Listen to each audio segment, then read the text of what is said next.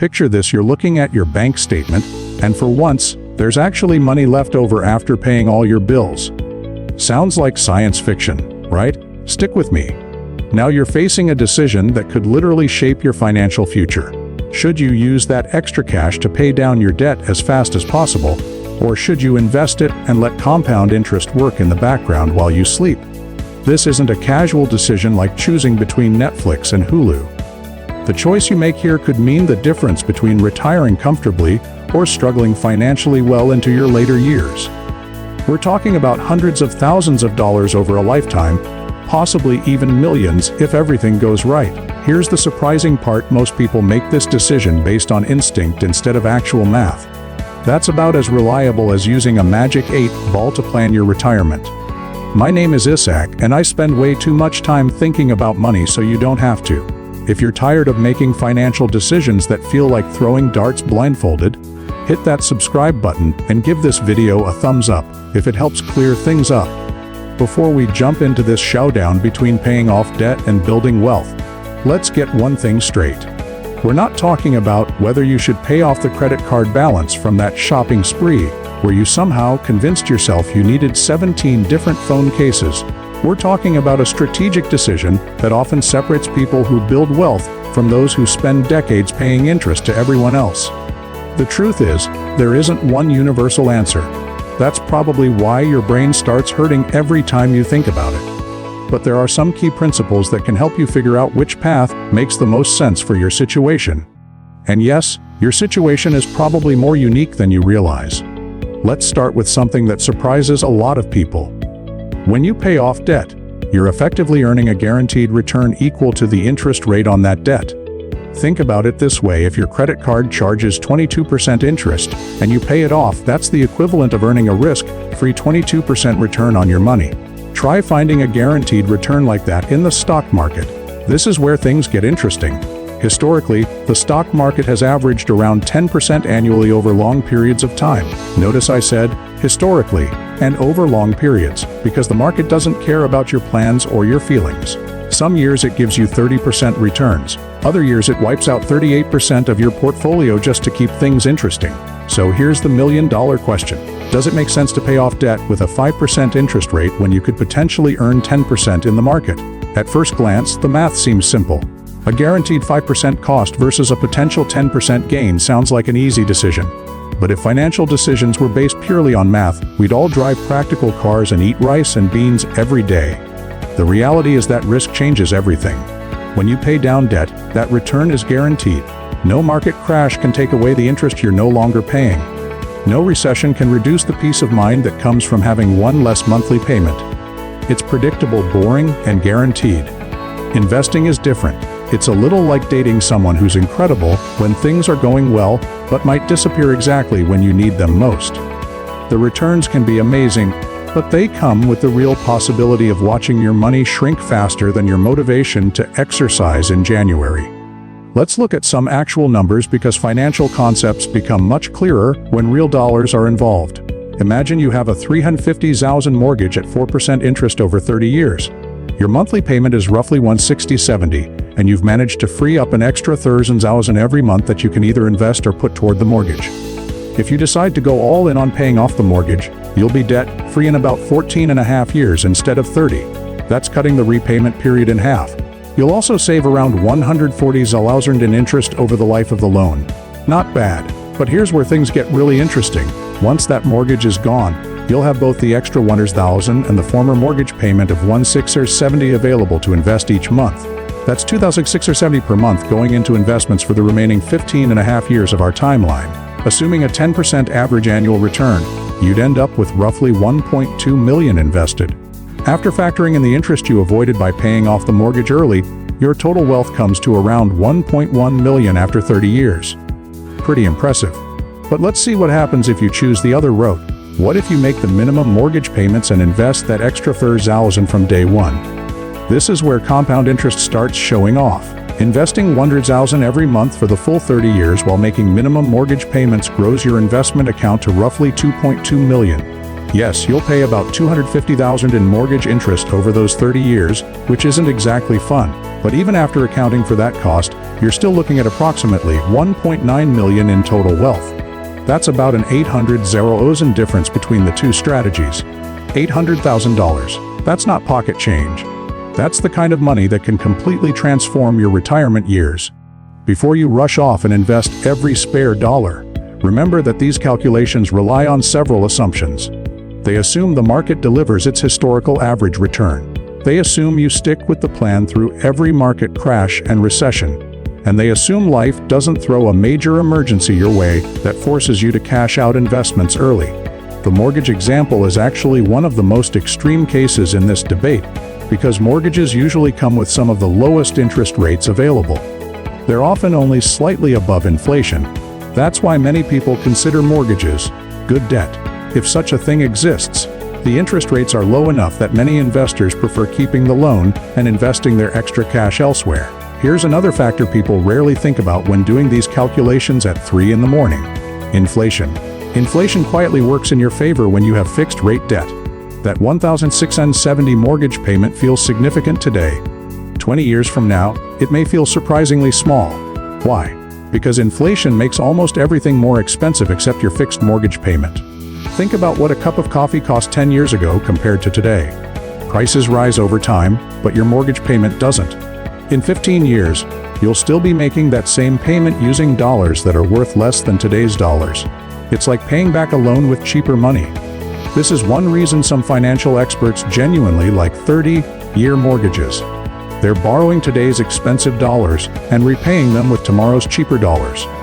At the same time, investments tend to keep pace with inflation or even outgrow it. That means you're benefiting from both sides of the equation. Now let's move away from mortgages because not all debt is created equal.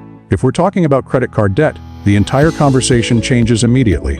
Credit cards regularly charge 18%, 22%, and sometimes even 29% interest. That's about as close to financial highway robbery as you can legally get. With high-interest debt, the math becomes much simpler. There is no investment strategy that can consistently and safely outperform credit card interest rates.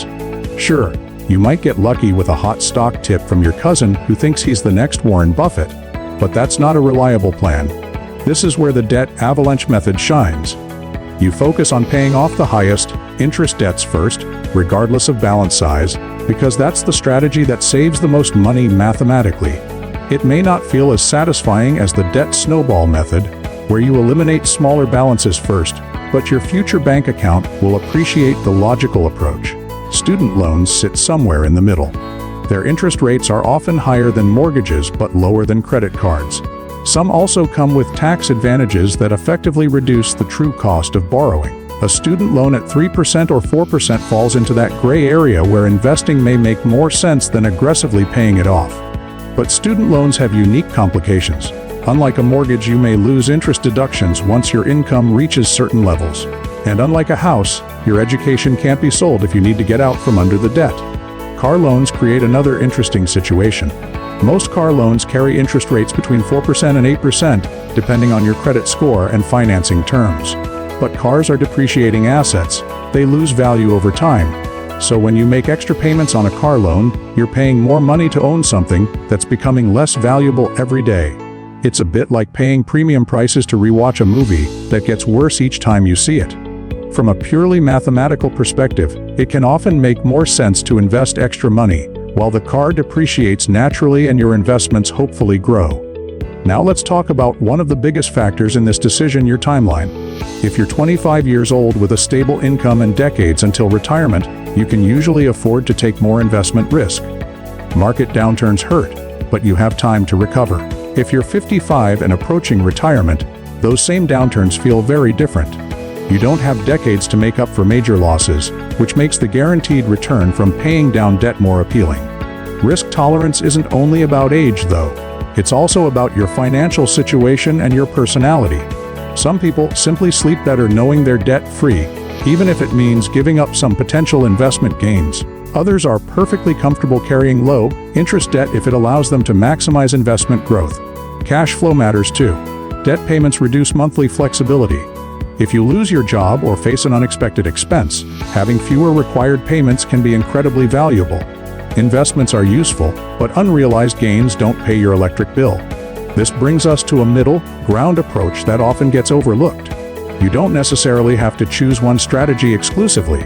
You can split your extra money between debt repayment and investing. Maybe half goes toward reducing debt and half goes toward investments. It may not be mathematically perfect, but it spreads your risk and often provides greater peace of mind. Because this isn't just a math problem. It's a psychology problem, a risk management problem, and a life planning problem all at once. The mathematically optimal solution isn't always the best solution for your goals or stress level. There's another critical factor that people often ignore: your emergency fund. Before deciding whether to invest or pay off debt, you need cash sitting safely in a savings account. I know. Watching money earn almost no interest while inflation chips away at it feels incredibly frustrating. But if your car suddenly turns into an expensive paperweight and you don't have emergency savings, what happens? You either pull money from investments at the worst possible time or add more debt to the pile you're trying to eliminate.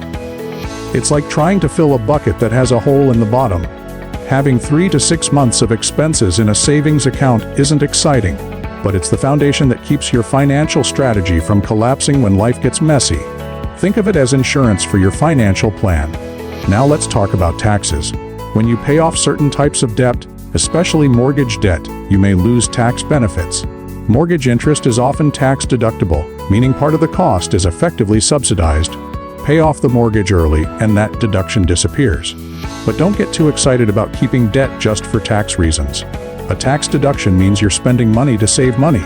That's not necessarily a winning strategy. Investment taxes add another layer of complexity. Profits in taxable investment accounts may eventually be subject to capital gains taxes.